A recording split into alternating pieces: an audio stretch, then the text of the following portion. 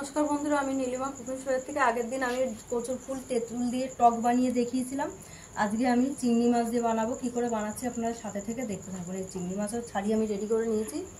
কচুর ফুলটা এক এক করে কেটে নেব। এখন আমি আপনাদের তো আগের দিন দেখিয়ে দিয়েছি আমি কাটাটা, এইভাবে এখন কেটে নেব সব ফুলটাকে।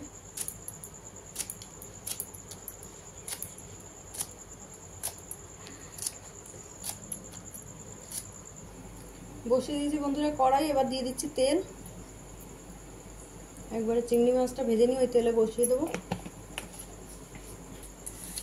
চিংড়ি মাছের নুন হলুদটা মাখিয়ে নিলাম। তেলটা গরম হলে চিংড়ি মাছটা ভেজে নেবো। আগে হয়ে গেছে তেল গরম, দিয়ে দিচ্ছি চিংড়ি মাছটা।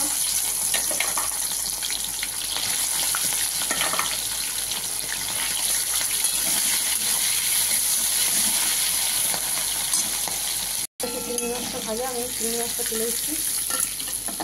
এখন থেতো করে রেখেছি ছাড়িয়ে, এই যে কাঁচা লঙ্কা চিড়ে রেখেছি, এগুলো তেলে দেবো। এটা হবে ফোড়ন।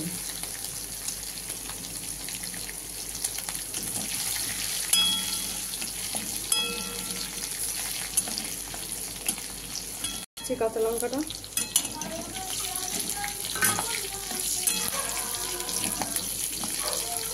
আস্তে আস্তে ফুলগুলো দিয়ে দিলাম নুন পরিমাণ মতন, আর দিয়ে দিচ্ছি পরিমাণ মতন হলুদ গুঁড়ো। এবার আমি নেড়ে চেড়ে ঢাকা দিয়ে দেবো।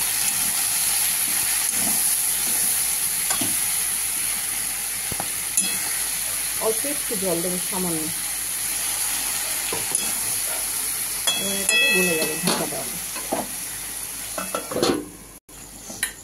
নরম হয়ে গেছে বন্ধুরা, আমি চিংড়ি মাছটা দিয়ে দিচ্ছি। দিয়ে এবার ঢেকে দেবো সিমে করে। আস্তে আস্তে আস্তে আস্তে তেলেতে গলে একদম মাখা মাখা হয়ে যাবে।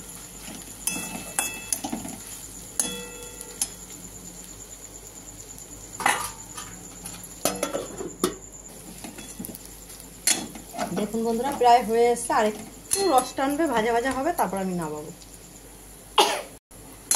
দেখুন বন্ধুরা আমার ভাজা ভাজা হয়ে গেছে, একদম রস টেনে গেছে, তেল বেরিয়ে এসছে। এবার আমি বন্ধ করে দিচ্ছি। এটা তো শুধু কাঁচা লঙ্কা রসুন, আমি এতে লঙ্কার গুঁড়ো দিই আর নুন হলুদ ব্যাস, আর চিংড়ি মাছ আর কচুর ফুল।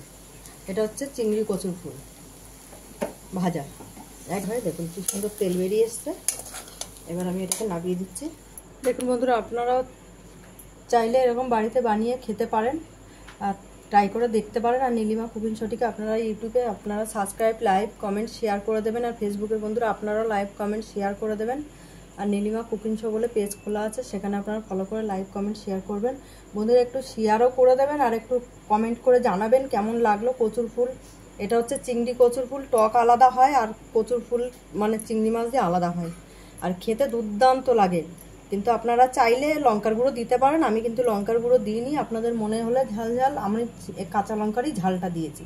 একটু টান টান ঝাল দেবেন, কারণ টক করবে না, নাহলে গাল চুলকাবে। আর রস টানিয়ে পুরো করবেন, কারণ নাহলে গাল চুলকায়।